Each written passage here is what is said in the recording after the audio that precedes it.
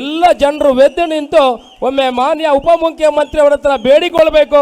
ನಮಗೆ medical college ಚಪ್ಪಾಳೆ ತಟ್ಟುವ ಮುಖಾಂತರ, ಎಲ್ಲರೂ ಚಪ್ಪಾಳೆ ತಟ್ಟುವ ಮುಖಾಂತರ ಮಾನ್ಯ ಉಪಮುಖ್ಯಮಂತ್ರಿಯವರ ಹತ್ರ ಮೆಡಿಕಲ್ ಕಾಲೇಜ್ ಬೇಕು, ಮೆಡಿಕಲ್ ಕಾಲೇಜ್ ಬೇಕು. ಉಪಮುಖ್ಯಮಂತ್ರಿಯವರ ಹತ್ರ ಮನವಿ, ದಯಮಾಡಿ ಪುತ್ತೂರಿಗೆ ಮೆಡಿಕಲ್ ಕಾಲೇಜ್ ಬೇಕು. We want medical college. We want We want We want We want ಮಾತರಿಗಳ ನಮಸ್ಕಾರ. ಅದು ನಮಸ್ಕಾರ ಅಲ್ಲ ಪಲ್ಲೆ ಅಂತ ಮಾತರಿಗಳ ನಮಸ್ಕಾರ. ಬೋಲೋ ಭಾರತ್ ಮಾತಾ ಕಿ. ನನ್ನಂತ ಜೋರು ಬಳ್ಳದಕ್ಕ ಬೋಲೋ ಭಾರತ್ ಮಾತಾ ಕಿ, ಬೋಲೋ ಭಾರತ್ ಮಾತಾ ಕಿ.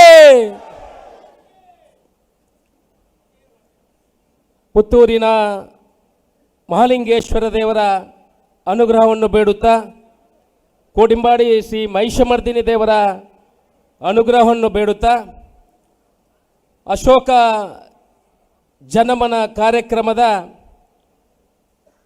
ಈ ಸಭಾ ಕಾರ್ಯಕ್ರಮದ ಉದ್ಘಾಟನಾ ವೇದಿಕೆಯಲ್ಲಿ ಇವತ್ತು ಸಭಾ ಕಾರ್ಯಕ್ರಮವನ್ನು ಉದ್ಘಾಟನೆ ಮಾಡಿದಂಥ ಕರ್ನಾಟಕ ರಾಜ್ಯದ ಉಪಮಂತ್ರಿಗಳು, ಉಪಮುಖ್ಯಮಂತ್ರಿಗಳು, KPCCಯ ಅಧ್ಯಕ್ಷರು, ನನ್ನ ಆತ್ಮೀಯರು, ಮಾರ್ಗದರ್ಶಕರು ಆಗಿರುವಂಥ DK ಶಿವಕುಮಾರ್ ಅವರೇ, ಈ ವೇದಿಕೆಯಲ್ಲಿ ಉಪಸ್ಥಿತರಿರುವಂಥ ವಿಧಾನ ಪರಿಷತ್ನ ಸದಸ್ಯರಾದಂಥ ಮಂಜುನಾಥ ಭಂಡಾರಿ ಅವರೇ, ಜಿಲ್ಲಾ KPCCಯ ಅಧ್ಯಕ್ಷರ ಆತ್ಮೀಯರಾದಂಥ ಹರೀಶ್ ಕುಮಾರ್ ಅವರೇ,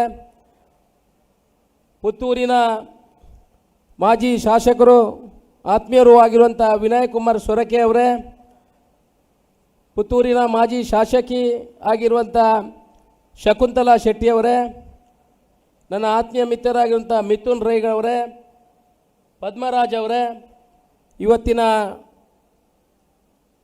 ಈ ಕಾರ್ಯಕ್ರಮದಲ್ಲಿ ನಮ್ಮ ಜೊತೆಯಲ್ಲಿರುವಂಥ ಕ್ರಿಶ್ಚಿಯನ್ ಧರ್ಮಗುರುಗಳಾಗಿರುವಂಥ ಲಾರೆನ್ಸ್ ಅವರೇ, ಮುಸ್ಲಿಂ ಧರ್ಮಗುರುಗಳಾಗಿರುವಂಥ ದಾರಿಮಿಯವರೇ, ವೇದಿಕೆಯ ಮೇಲಿರುವಂಥ ಎಲ್ಲ ಗಣ್ಯರೇ, ಯಾಕಂತೇಳಿದ್ರೆ ಎಲ್ಲರ ಹೆಸರುಗಳನ್ನು ಉಲ್ಲೇಖ ಮಾಡಲಿಕ್ಕೆ ಹೋಗೋದಿಲ್ಲ, ತುಂಬ ಸಮಯ ತಗೊಳ್ತದೆ. ತುಂಬ ಜನ ಇವಾಗಲೇ ವಸ್ತ್ರ ವಿತರಣೆಗೆ ಮತ್ತು ಸಹಭೋಜನಕ್ಕಾಗಿ ತಾಳ್ಮೆಯಿಂದ ನಮ್ಮನ್ನು ಕಾಯ್ತಾ ಇದ್ದಾರೆ. ಅದರಿಂದ ನಿಮ್ಮ ಹತ್ರ ವಿನಂತಿ ಮಾಡ್ಕೊಳ್ತೇನೆ, ಯಾರ ಹೆಸರನ್ನು ನಾನು ಉಲ್ಲೇಖ ಮಾಡೋದಿಲ್ಲ, ಕ್ಷಮೆ ಇರಲಿ. ವೇದಿಕೆಯ ಮುಂದಿರುವಂಥ ಎಲ್ಲ ನನ್ನ ಪ್ರೀತಿಯ ಬಂಧುಗಳೇ, ಬೇರೆ ಬೇರೆ ಕಡೆಯಿಂದ ಬಂದ ಮಹಿಳೆಯರೇ, ಮಾಧ್ಯಮದ ಮಿತ್ರರೇ, ನಾನು ನನ್ನ ಭಾಷಣವನ್ನು ಒಂದು 5-10 ನಿಮಿಷಕ್ಕೆ ಕಡಿವಾಣ ಹಾಕಿ ಅದನ್ನು ಮುಗಿಸ್ತೇನೆ. ಅಶೋಕ ರೈ ಜನಮನ ಕಾರ್ಯಕ್ರಮ ಅಂತ ಹೇಳಿದರೆ ಇಡೀ ಪುತ್ತೂರಿನ ಬಂಧುಗಳಿಗೆ ಗೊತ್ತಿದೆ. ಈ ಕಾರ್ಯಕ್ರಮವನ್ನು ಸುಮಾರು 12ನೇ ವರ್ಷ ಈ ಕಾರ್ಯಕ್ರಮವನ್ನು ನಾವು ಆಯೋಜನೆ ಮಾಡ್ತಾ ಇದ್ದೇವೆ. ಇಡೀ ಪುತ್ತೂರಿನ ತಾಲೂಕಿನ ಎಲ್ಲ ಬಂಧುಗಳು ಪ್ರೀತಿ ಇಟ್ಟು ಈ ಕಾರ್ಯಕ್ರಮಕ್ಕೆ ಬರ್ತಾ ಇದ್ದಾರೆ. ನಾವು ಸುಮಾರು 15 ವರ್ಷದ ಹಿಂದೆ ನಮ್ಮ ಮನೆಗೆ ಪ್ರತಿ ದೀಪಾವಳಿಗೆ ಒಂದಷ್ಟು ಜನ ನಮ್ಮ ಊರಿನವರು ಬರ್ತಾಯಿದ್ರು. ಆಗ ನನ್ನ ತಾಯಿ ಅವರಿಗೆ ಹೊಟ್ಟೆಗೆ ತಿನ್ನಲಿಕ್ಕೆ ಮತ್ತು ತಲೆಗೆ ಎಣ್ಣೆಯನ್ನು ಕೊಡ್ತಾಯಿದ್ರು. ಆನಂತರ ಒಂದು ದಿವಸ ನಾನು ಮಾತಾಡೋಗ ತಾಯಿ ಹತ್ರ ಉಲ್ಲೇಖ ಮಾಡಿದೆ, ಅವರಿಗೆ ಸೀರೆ ಕೂಡ ಕೊಟ್ಟರೆ ಯಾವ ರೀತಿ ಆಗ್ಬೋದು ಅಂತ ನನ್ನ ತಾಯಿ ಹತ್ರ ಕೇಳುವಾಗ ಅವರು ಹೇಳಿದರು, ಮಗ ಆರಂಭ ಮಾಡೋದು ಭಾರಿ ಕಷ್ಟ, ಮುಂದುವರಿಸ್ಕೊಂಡು ಹೋಗೋದು ಭಾರಿ ಕಷ್ಟದ ಕೆಲಸ. ಆರಂಭ ಮಾಡೋದು ಸುಲಭ, ಮುಂದುವರಿಸ್ಕೊಂಡು ಹೋಗೋದು ಕಷ್ಟ ಅನ್ನೋ ವಿಚಾರವನ್ನು ಉಲ್ಲೇಖ ಮಾಡಿದರು. ನಾನು ಒಂದು ಮಾತು ಹೇಳಿದೆ, ದೇವರು ಯಾವತ್ತಿನವರೆಗೆ ಶಕ್ತಿ ಕೊಡ್ತಾನ ಅವತ್ತಿನವರೆಗೆ ಮುಂದುವರಿಸ್ಕೊಂಡು ಹೋಗ್ತೇನೆ ಅನ್ನೋ ವಿಚಾರವನ್ನು ತಾಯಿಯಲ್ಲಿ ಹೇಳಿ, ದೇವರು ಇವತ್ತಿನವರೆಗೆ ಪಕ್ಷಾತೀತವಾಗಿ ಈ ಕಾರ್ಯಕ್ರಮವನ್ನು ಮಾಡಲಿಕ್ಕೆ ನನಗೆ ಶಕ್ತಿ ಕೊಟ್ಟಿದ್ದಾನೆ. ಮುಂದೆ ಎಲ್ಲಿವರೆಗೆ ದೇವರು ಆಶೀರ್ವಾದ ಮಾಡ್ತಾರ, ನಿಮ್ಮ ಪ್ರೀತಿಯ ಬಂಧುಗಳ ಆಶೀರ್ವಾದ ಇದೆಯಾ, ಅಲ್ಲಿವರೆಗೆ ಈ ಕಾರ್ಯಕ್ರಮವನ್ನು ಮುಂದುವರಿಸ್ಕೊಂಡು ಹೋಗಲಿಕ್ಕೆ ನನ್ನ ಇಚ್ಛೆ ಇದೆ. ನಿಮ್ಮೆಲ್ಲ ಸಹಕಾರಗಳು ಮುಂದೆ ದಿವಸಗಳು ಬೇಕು ಅಂತ ನಿಮ್ಮ ಹತ್ರ ಕೇಳಿಕೊಳ್ತಾ ಇದ್ದೇನೆ. ಕಳೆದ ವರ್ಷ ಈ ಟ್ರಸ್ಟ್ನಲ್ಲಿ ನಾವು ಸುಮಾರು 63,500 ಜನರಿಗೆ ವರ್ಷ ವಿತರಣೆಯನ್ನು ಮತ್ತು ಸಹಭೋಜನವನ್ನು ಮಾಡಿದ್ದೇವೆ. ಈ ವರ್ಷ ನಾವು 75,000 ಜನರಿಗೆ ವರ್ಷ ವಿತರಣೆ ಮತ್ತು ಸಹಭೋಜನ ಕಾರ್ಯಕ್ರಮವನ್ನು ಮಾಡಿದ್ದೇವೆ. ಮುಂದಿನ ದಿನಗಳಲ್ಲಿ ನಮ್ಮ ಆಶೆ ಇದೆ, ಪ್ರತಿ ವರ್ಷ ನಮಗೆ 1,00,000 ಜನರಿಗೆ ವರ್ಷ ವಿತರಣೆಯನ್ನು ಮಾಡಬೇಕಂತ ಪರಿಕಲ್ಪನೆಯನ್ನು ನಾವು ಕಂಡಿದ್ದೇವೆ. ಶಾಸಕನಾಗುವ ಮುಂಚಿನ ಹಿಂದೆ ಕೂಡ ನಾನು ಈ ಕಾರ್ಯಕ್ರಮವನ್ನು ಮಾಡಿಕೊಂಡು ಬಂದಿದ್ದೇನೆ. ಇವತ್ತು ಶಾಸಕನ ನೆಲೆಯಲ್ಲಿ ನಾನು ಇಲ್ಲಿ ಇವತ್ತು ನಿಂತು ಮಾತಾಡಬೇಕಿದ್ರೆ ಬಹುಶಃ ಆ ಮಹಾಲಿಂಗೇಶ್ವರ ದೇವರು, ಆ ಮಹಿಷಮರ್ದಿನಿ ದೇವರು, ಇಲ್ಲೆಲ್ಲ ಪ್ರೀತಿಯಲ್ಲಿರುವಂಥ ನನ್ನ ಬಂಧುಗಳು ಇದಕ್ಕೆ ಸಾಕ್ಷಿ ಅಂತ ನಾನು ಹೇಳಲಿಕ್ಕೆ ಇಚ್ಛೆ ಪಡ್ತಾ ಇದ್ದೇನೆ. ಇವತ್ತು ಈ ಕಾರ್ಯಕ್ರಮವನ್ನು ಎಷ್ಟೊಂದು 3-3.5 ಕೋಟಿ ರೂಪಾಯಿ ಖರ್ಚಲ್ಲಿ ಈ ಕಾರ್ಯಕ್ರಮವನ್ನು ಹಂಚಿಕೊಂಡು ಸುಮಾರು 2,000 ಕಾರ್ಯಕರ್ತರು ಪ್ರತಿದಿನ ಈ ಕಾರ್ಯಕ್ರಮ ಒಂದು 10-15 ದಿವಸದಿಂದ ಇವತ್ತು ಅವರನ್ನು ತೊಡಗಿಸಿಕೊಳ್ಳುವಂಥ ಕೆಲಸವನ್ನು ಕೂಡ ಮಾಡಿದ್ದಾರೆ. ಅವರೆಲ್ಲ ಕಾರ್ಯಕರ್ತರ ಸಹಾಯದಿಂದ ಇವತ್ತನ್ನು ಮಾಡಿಕೊಂಡು ಬರಲಿಕ್ಕೆ ನಮಗೆ ಸಹಾಯವಾಗಿದೆ.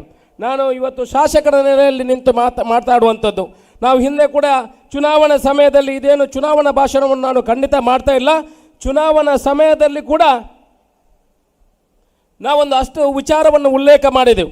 ಶಾಸಕನಾಗಿ ನೀವು ನನ್ನನ್ನು ಕಳಿಸಿದರೆ ಖಂಡಿತ ಭ್ರಷ್ಟಾಚಾರ ರಹಿತವಾಗಿ ನಿಮಗೆ ಏನು ಅಕ್ರಮ ಸಕ್ರಮ ಆಗಬೇಕಾ, 94C ಆಗಬೇಕಾ, ನಿಮ್ಮ ಸರ್ಕಾರದಿಂದ ಬರುವ ಯಾವುದೇ ಕೆಲಸಗಳಿದೆ ಅದನ್ನು ಭ್ರಷ್ಟಾಚಾರ ರಹಿತವಾಗಿ ಮಾಡಿಕೊಡ್ತೇನೆ ಅಂತ ವಾದವನ್ನು ನಾವು ಮಾಡಿದ್ದೀವಿ.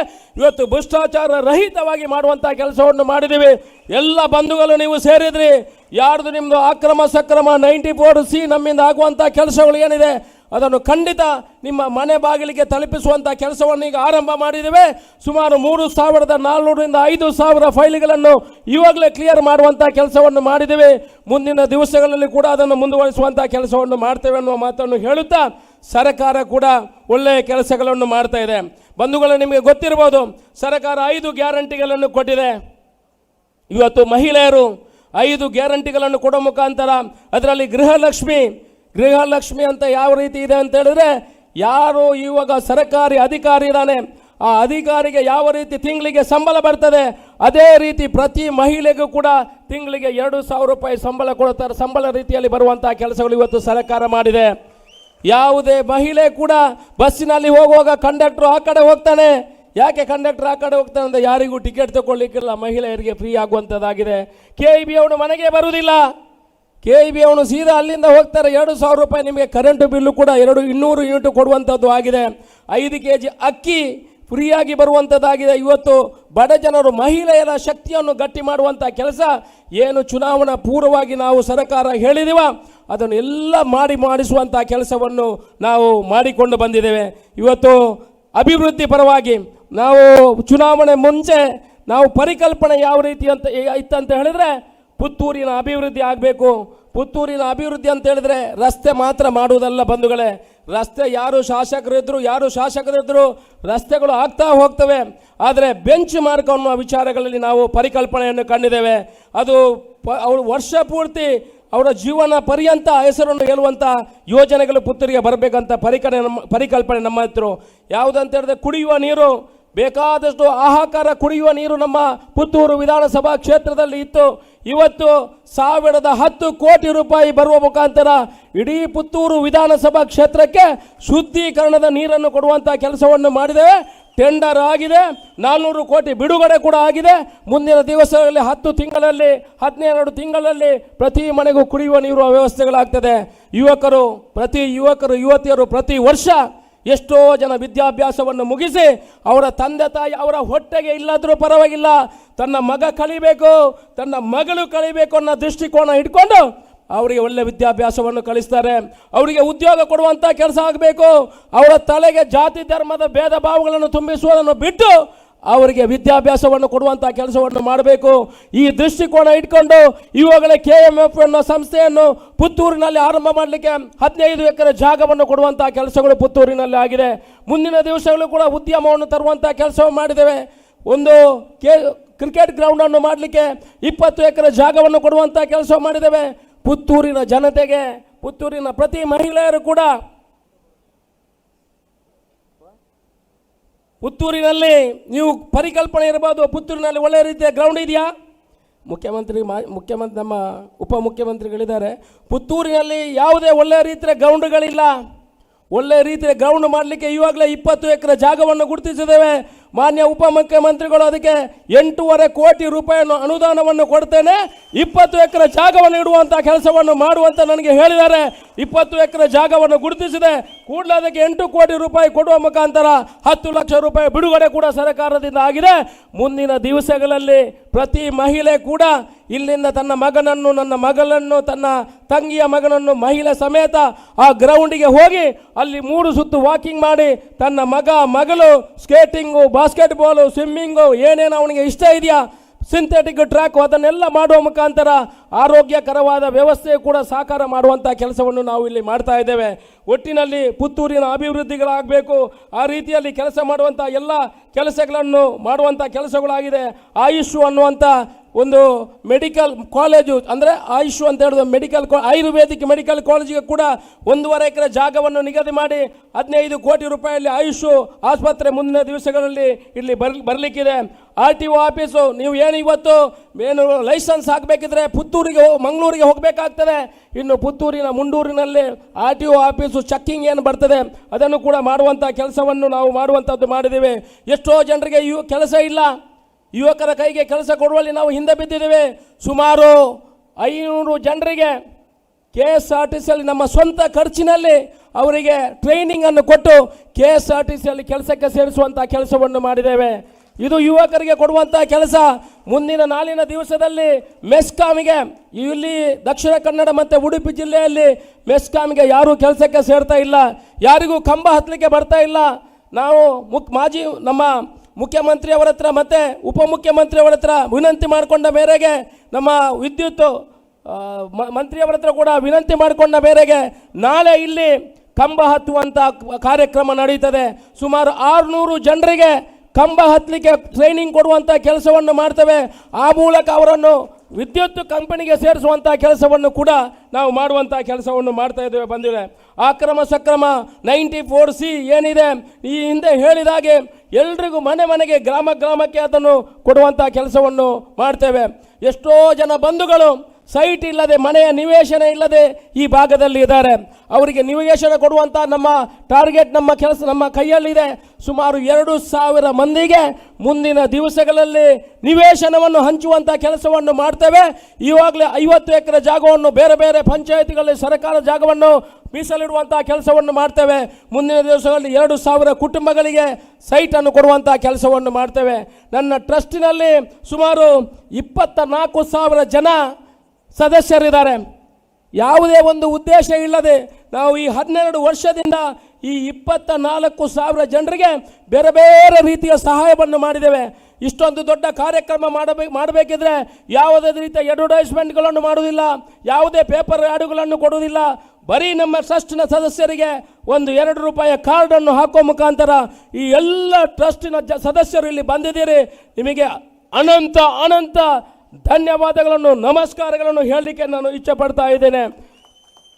ಅದೇ ರೀತಿ ನಮ್ಮ ಟ್ರಸ್ಟಿನಲ್ಲಿ ಸುಮಾರು 600 ಜನ ಮಹಿಳೆಯರು ಇವತ್ತಿನಾಗಿ ರಿಜಿಸ್ಟ್ರೇಷನ್ ಮಾಡಿಕೊಂಡಿದ್ದಾರೆ. ಆ ಮಹಿಳೆಯರಿಗೆ 600 ಜನ ಮಹಿಳೆಯರು ತನ್ನ ಗಂಡನನ್ನು ಕಳ್ಕೊಂಡು ಒಂದು ಹೆಣ್ಣು 2 ಮಕ್ಕಳನ್ನು ಹಿಡ್ಕೊಂಡು ಗಾರ್ಬೇಜಲ್ಲಿ, ನಮ್ಮ ಗಾರ್ಬೆಲಲ್ಲಿ ಇಲ್ಲದಿದ್ದರೆ ಹೋಟೆಲ್ಗಳಲ್ಲಿ ಕೆಲಸ ಮಾಡ್ತಾರೆ. ಅವರಿಗೆ ಇರುವಂಥದ್ದು ಸಂಬಳ 6,000 ರೂಪಾಯಿ. ಅವ್ರಿಗೆ ಯಾವುದೇ ವ್ಯವಸ್ಥೆಗಳಿಲ್ಲ. ಇವತ್ತು ಕೂಡ 3,500 ರೂಪಾಯಿ ಬಾಡಿಗೆ ಕೊಟ್ಟು ಬಾಡಿಗೆ ಮನೆಯಲ್ಲಿದ್ದಾರೆ. ಅವರಿಗೂ ಕೂಡ ಸೂರು ಕಲ್ಪಿಸುವಂಥ ಒಂದು ವ್ಯವಸ್ಥೆಯನ್ನು ನಮ್ಮ ಟ್ರಸ್ಟಿನ ಮುಖಾಂತರ ಮಾಡ್ತಾ ಇದ್ದೇವೆ. ಈವಾಗಲೇ 10 ಎಕರೆ ಜಾಗವನ್ನು ಖರೀದಿ ಮಾಡಿ ಅವರಿಗೆ ನಿವೇಶನ ಕೊಡುವಂಥ ಕೆಲಸವನ್ನು ಮುಂದಿನ ದಿವಸಗಳಲ್ಲಿ ಈ ಹಿಂದೆ ಹೇಳಿದ ರೀತಿಯಲ್ಲಿ ಹೇಳಿದಂಥ ಮಾತನ್ನು ನಡೆಸಿಕೊಂಡು ಬರುವಂಥ ಕೆಲಸವನ್ನು ಮಾಡ್ತೇವೆ. ಸರ್ಕಾರದಿಂದ ಏನಾದರೂ ಅನುದಾನಗಳು ಬಂದರೆ ಎಲ್ಲರನ್ನು ಜೋಡಿಸಿಕೊಂಡು ಅವರಿಗೆ ಮನೆ ನಿರ್ಮಾಣ ಮಾಡುವಂಥ ಕೆಲಸವನ್ನು ಮುಂದಿನ ದಿವಸಗಳಲ್ಲಿ ಮಾಡಿ ನಮ್ಮ ಮುಖ್ಯಮಂತ್ರಿಗಳನ್ನು ಕರೆದು ಅದನ್ನು ಉದ್ಘಾಟನೆ ಮಾಡುವಂಥ ಕೆಲಸವನ್ನು ಮುಂದಿನ ದಿವಸಗಳಲ್ಲಿ ಮಾಡ್ತೇನೆ ಅನ್ನುವ ಮಾತನ್ನು ಮಾಡುತ್ತಾ ಈಗ ನೀವೆಲ್ಲ ಇಷ್ಟೊಂದು ಜನ ಇಲ್ಲಿ ಸೇರಿದ್ರಿ. ನಾವು ಹೆಚ್ಚು ಸಮಯವೇನು ಕಳೆದಿಲ್ಲ. ವರ್ಷ ವಿತರಣೆಯನ್ನು ಈಗಲೇ ಆರಂಭ ಮಾಡ್ತೇವೆ. ಸಹಭೋಜನವನ್ನು ಕೂಡ ವಿತರಣೆಯನ್ನು ಈಗ ಆರಂಭ ಮಾಡ್ತೇವೆ. ತಾವೆಲ್ಲ ಬಂಧುಗಳು ವರ್ಷವನ್ನು ತೆಗೆದುಕೊಂಡು ಸಹಭೋಜನವನ್ನು ಸವಿದು ಅತ್ಯಂತ ಸಂತೋಷದಿಂದ ಹೋಗಬೇಕು. ನಾನು ಇವತ್ತು ಕಂಡಿರುವಂಥದ್ದು, ನಾನು ಭಾರಿ ಹಿಂದಿನಿಂದ ಶಾಸಕನಾಗಬೇಕಂತ ಕನಸು ಕಂಡಿದ್ದೆ. ಕನಸು ಕಾಣುವಾಗ ನನಗೆ ಅದನ್ನು ನಾನು ರಾಜಕೀಯವಾಗಿ ಯಾವುದನ್ನು ಹೇಳಲಿಕ್ಕೆ ಹೋಗೋದಿಲ್ಲ. ಇವತ್ತು DK ಶಿವಕುಮಾರ್ ಅವರ ಬಗ್ಗೆ ಒಂದು ಮಾತನ್ನು ಹೇಳಿ ನನ್ನ ಮಾತನ್ನು ಮುಗಿಸ್ತೇನೆ. ನಾನು ಶಾಸಕನಾಗಿ ಆಯ್ಕೆ ಆಗಬೇಕು ಅನ್ನೋ ಪರಿಕಲ್ಪನೆಯನ್ನು ಇಟ್ಕೊಂಡು ನನ್ನನ್ನು ಒಂದು ದಿವಸ ಡಿ ಕೆ ಶಿವಕುಮಾರ್ ಅವರು ನನ್ನನ್ನು ಭೇಟಿಯಾದರು. ಆಗ ಹೇಳಿದರು, ನಮ್ಮ ಪಕ್ಷಕ್ಕೆ ನೀನು ಬರ್ತೀಯಾ, ನಿನಗೆ ಸೀಟು ಕೊಡ್ತೇನೆ ಅನ್ನೋ ವಿಚಾರವನ್ನು ನನ್ನ ಹತ್ರ ಉಲ್ಲೇಖ ಮಾಡಿದರು. ಆಗ ನಾನು ಹೇಳಿದೆ, ಖಂಡಿತ ನೀವು ಸೀಟು ಕೊಡೋದಿದ್ರೆ ನನಗೆ ಒಮ್ಮೆ ಶಾಸಕನಾಗಿ ಆಯ್ಕೆ ಆಗಬೇಕು, ದುಡ್ಡು ಮಾಡಲಿಕ್ಕೆ ಅಲ್ಲ, ಜನರ ಸೇವೆ ಮಾಡಬೇಕಂತ ಪರಿಕಲ್ಪನೆ ಇತ್ತು. ಅದಕ್ಕಾಗಿ ಶಾಸಕನಾಗಿ ಮಾಡಬೇಕು ಅಂತ ಆಸೆ ಇತ್ತು. ಜನರ ಸೇವೆ ಮಾಡಬೇಕು, ಬಡವರಿಗೆ ಆಗುವಂಥ ಅನ್ಯಾಯವನ್ನು ತಡಿಬೇಕು, ಅವರಿಗೆ ಭ್ರಷ್ಟಾಚಾರ ರಹಿತವಾಗಿ ಅವ್ರಿಗೆ ಏನು ಸರ್ಕಾರದಿಂದ ಬರ್ತದ ಅದನ್ನು ಮುಟ್ಟಿಸುವಂಥ ಕೆಲಸ ಆಗಬೇಕು. 8 ಜನ ಆಫೀಸಿನಲ್ಲಿ ನನ್ನ ಸ್ವಂತ ಖರ್ಚಲ್ಲಿ ಪಿ ಎಗಳನ್ನು ಇಟ್ಟಿದ್ದೇನೆ. ಬೇರೆ ಬೇರೆ ಇಲಾಖೆಗೆ ಬೇರೆ ಬೇರೆ ಪಿ ಎಗಳು ಸ್ಪಂದನೆ ಕೊಡುವಂಥ ಕೆಲಸವನ್ನು ಮಾಡ್ತೇನೆ. ಪ್ರತಿ ವಾರದಲ್ಲಿ 2 ದಿವಸ ಕಚೇರಿಯಲ್ಲಿ ಇರುವಂಥ ಕೆಲಸವನ್ನು ಮಾಡ್ತೇನೆ. ಆ ರೀತಿ ನನಗೆ ಮಾರ್ಗದರ್ಶನ ಕೊಟ್ಟವರು ಮಾನ್ಯ ಡಿ ಕೆ ಶಿವಕುಮಾರ್ ಅವರು. ಯಾವತ್ತು ನನಗೆ ಅವರು ಭರವಸೆಯನ್ನು ಕೊಟ್ಟಿದ್ದರು, ಅವತ್ತಿನ ಇವತ್ತಿನವರೆಗೆ ನನಗೆ ಮಾರ್ಗದರ್ಶನ ಮಾಡಿಕೊಂಡು ಬಂದಿದ್ದಾರೆ. ನಾನಿವತ್ತು ಶಾಸಕನ ನೆಲೆಯಲ್ಲಿ ಇಲ್ಲಿ ನಿಂತು ಮಾತಾಡಬೇಕಿದ್ರೆ ಒಂದು ಪುತ್ತೂರಿನ ಮಹಾಲಿಂಗೇಶ್ವರ, ನಾನು ನಂಬಿರುವಂಥ ಮಹಿಷಮರ್ದಿನಿ, ಆನಂತರ ನೀವೆಲ್ಲ ನನ್ನ ಬಂಧುಗಳಿದೆ, ನಾನು ನಿಮ್ಮ ಬಂಧುಗಳಿದ್ದೀರಲ್ಲ, ನಿಮ್ಮೆಲ್ಲ ಆಶೀರ್ವಾದದಿಂದ ಇವತ್ತು ಶಾಸಕನಾಗಿ ನಿಂತಿದ್ದೇನೆ. ಅದಕ್ಕೆ ಪೂರಕವಾಗಿ ಡಿ ಕೆ ಶಿವಕುಮಾರ್ ಅವರು ಕೂಡ ನನಗೆ ಆಶೀರ್ವಾದ ಮಾಡಿದ್ರಿಂದ ಪುತ್ತೂರಿನಲ್ಲಿ ಶಾಸಕನಾಗಿ ಬಂದಿದ್ದೇನೆ. ಭ್ರಷ್ಟಾಚಾರ ರಹಿತವಾಗಿ, ಪಕ್ಷಾತೀತವಾಗಿ ಯಾರ ಕೆಲಸಗಳಿದೆ ಅದನ್ನು ಮಾಡುವಂಥ ಕೆಲಸ ಮುಂದಿನ ದಿವಸಗಳಲ್ಲಿ ಮಾಡ್ತೇನೆ. ಬಂಧುಗಳೇ, ದಯಮಾಡಿ ಮುಂದಿನ ದಿವಸಗಳಲ್ಲಿ ಅಶೋಕ್ ರೈ ಅವರು ಒಳ್ಳೆಯ ಕೆಲಸ ಮಾಡಿದರೆ ಪ್ರೀತಿ ವಿಶ್ವಾಸದಿಂದ ಆಶೀರ್ವಾದ ಮಾಡುವಂಥ ಕೆಲಸವನ್ನು ಮಾಡಿ, ತಪ್ಪಿದರೆ ತಿದ್ದುವಂಥ ಕೆಲಸವನ್ನು ಮಾಡಿ, ಮುಂದಿನ ದಿವಸಗಳಲ್ಲೂ ಕೂಡ ನಿಮ್ಮ ಆಶೀರ್ವಾದ ಇದೆ ಅಂತ ತಿಳ್ಕೊಂಡು ಎಲ್ಲ ಗಣ್ಯರು ಕೂಡ ಈ ಕಾರ್ಯಕ್ರಮದಲ್ಲಿ ಸಾಕ್ಷಿಯಾಗಿದ್ರ. ನಿಮಗೆ ಸರಿಯಾದ ಗೌರವವನ್ನು ಕೊಡಲಿಕ್ಕೆ ಆಗದ್ರೆ ನಮ್ಮನ್ನು ಕ್ಷಮಿಸಿ, ನಿಮ್ಮನ್ನು ಕೂಡ ನಿಮ್ಮ ಏನು ವರ್ಷ ವಿತರಣೆ ಮತ್ತು ಸಹಭೋಜನವನ್ನು ಮುಂದಿನ 5-10 ಅರ್ಧ ಗಂಟೆಯಲ್ಲಿ ನಾವು ಮಾಡುವಂಥದ್ದಿದ್ದೀವಿ. ತಮ್ಮೆಲ್ಲ ಆಶೀರ್ವಾದಗಳನ್ನು ಬೇಡುತ್ತಾ, ಎಲ್ಲ ಹಿರಿಯರ ಆಶೀರ್ವಾದವನ್ನು ಬೇಡುತ್ತಾ ನನ್ನ ಮಾತಿಗೆ ಚುಕ್ಕೆಯನ್ನು ಕೊಡ್ತೇನೆ. ಅಶೋಕ್ ರೈ ಮೇಲೆ ಪ್ರೀತಿ ವಿಶ್ವಾಸ ಇರಲಿ ಅಂತ ನಿಮ್ಮ ಹತ್ರ ಬೇಡಿಕೊಳ್ತಾ ಇದ್ದೇನೆ. ಸನ್ಮಾನ್ಯ ಅಶೋಕ್ ಕುಮಾರ್ ರೈ ಅವರಿಗೆ, ಸನ್ಮಾನ್ಯ ಅಶೋಕ್ ಕುಮಾರ್ ರೈ ಅವರಿಗೆ ಒಂದೇ ಒಂದು ವಿನಂತಿ, ಎಲ್ಲ ಪುತ್ತೂರಿನ ಬಂಧುಗಳು ಸೇರಿದಿರಿ. ನಮಗೆ ನಾನು ಈ ವೇದಿಕೆಯಲ್ಲಿ ಈ ವಿನಂತಿಯನ್ನು ಮಾಡಬೇಕಾ ಬೇಡುವ ಅಂತ ನನ್ನ ಮನಸ್ಸಿನಲ್ಲಿ ಇತ್ತು. ಆದರೆ ಒಂದಷ್ಟು ಜನ ಬಂದು ಪಕ್ಷಾತೀತವಾಗಿ ಬಂದು ಇಲ್ಲಿ ಬಂದು ಈ ಬೇಡಿಕೆಯನ್ನು ನೀವು ಮಾಡಬೇಕು ಮಾನ್ಯ ಉಪಮುಖ್ಯಮಂತ್ರಿ ಅವರ ಹತ್ರ ಅಂತ ವಿಚಾರವನ್ನು ಉಲ್ಲೇಖ ಮಾಡಿದ್ದಾರೆ. ತಾವೆಲ್ಲ ಪುತ್ತೂರಿನ ಬಂಧುಗಳು ಮಾನ್ಯ ಉಪಮುಖ್ಯಮಂತ್ರಿಯವರ ಹತ್ರ ನಾನು ಈ ಹಿಂದೆನೂ ಕೇಳಿಕೊಂಡಿದ್ದೆ. ಪುತ್ತೂರಿಗೆ ನಾವು ಈಗಲೇ 40 ಎಕರೆ ಜಾಗವನ್ನು ಮೆಡಿಕಲ್ ಕಾಲೇಜಿಗಾಗಿ ರಿಸರ್ವ್ ಮಾಡಿ ಕಳಿಸಿದ್ದೇವೆ. ಈ ವರ್ಷ ಆದರೂ ಬಜೆಟಿನಲ್ಲಿ ನಮಗೊಂದು 150 ಕೋಟಿ ರೂಪಾಯಿಗಳನ್ನು ಕೊಟ್ಟರೆ 3 ವರ್ಷದಲ್ಲಿ ಅದಕ್ಕೆ ಬೇಕಾಗುವಂಥ 500-550 ಕೋಟಿ ರೂಪಾಯಿ ಆಗ್ತದೆ. ವರ್ಷಕ್ಕೆ ಒಂದು 150 ಕೋಟಿ ಬಜೆಟಲ್ಲಿ ಕೊಟ್ಟು ಪುತ್ತೂರಿಗೆ, ಯಾಕಂತ ಹೇಳಿದ್ರೆ ಪುತ್ತೂರಿಂದ ಯಾರು ಹುಷಾರಿಲ್ಲದೆ ಮಂಗಳೂರಿಗೆ ತಲುಪಲಿಕ್ಕೆ 1 ಗಂಟೆ ಆಗ್ತದೆ, ಅಷ್ಟಕ್ಕೆ ಬರುವುದು ಡೆಡ್ ಬಾಡಿ ಮಾತ್ರ. ಅದರಿಂದ ದಯಮಾಡಿ ನಮಗೆ ಪುತ್ತೂರಿಗೆ ಮೆಡಿಕಲ್ ಕಾಲೇಜನ್ನು ಕೊಡುವಂಥ ಕೆಲಸಕ್ಕೆ ನೀವು ಸಹಕಾರಿ ಆಗಬೇಕು ಅಂತ ನಿಮ್ಮ ಹತ್ರ ಎಲ್ಲ ಜನರಲ್ಲಿ ಕಳಕಳಿಯಲ್ಲಿ ವಿನಂತಿ ಮಾಡ್ಕೊಳ್ತೇನೆ. ಜನರ ಪರವಾಗಿ ವಿನಂತಿ ಮಾಡಿಕೊಳ್ತಾ ಇದ್ದೇನೆ. ಎಲ್ಲ ಜನರು ಎದ್ದು ನಿಂತು ಒಮ್ಮೆ ಮಾನ್ಯ ಉಪಮುಖ್ಯಮಂತ್ರಿ ಅವರ ಹತ್ರ ಬೇಡಿಕೊಳ್ಬೇಕು, ನಮಗೆ ಮೆಡಿಕಲ್ ಕಾಲೇಜ್ ಚಪ್ಪಾಳೆ ತಟ್ಟುವ ಮುಖಾಂತರ, ಎಲ್ಲರೂ ಚಪ್ಪಾಳೆ ತಟ್ಟುವ ಮುಖಾಂತರ ಮಾನ್ಯ ಉಪಮುಖ್ಯಮಂತ್ರಿ ಅವರ ಹತ್ರ ಮೆಡಿಕಲ್ ಕಾಲೇಜ್ ಬೇಕು, ಮೆಡಿಕಲ್ ಕಾಲೇಜ್ ಬೇಕು. ಉಪಮುಖ್ಯಮಂತ್ರಿ ಅವರ ಹತ್ರ ಮನವಿ, ದಯಮಾಡಿ ಪುತ್ತೂರಿಗೆ ಮೆಡಿಕಲ್ ಕಾಲೇಜ್ ಬೇಕು. We want medical college.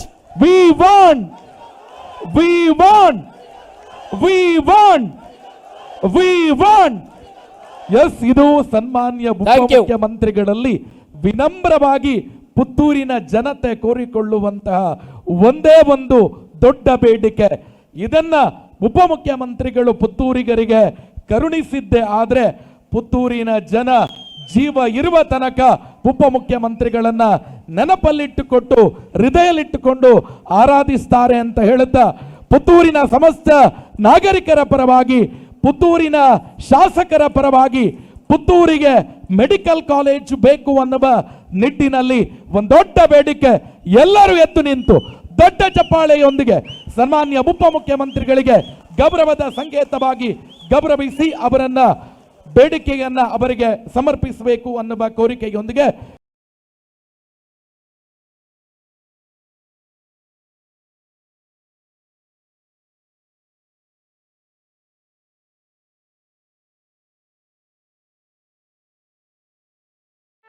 ಸುದ್ದಿ ಚಾನಲ್, ಕ್ಷಣ ಕ್ಷಣದ ಸುದ್ದಿಗಾಗಿ.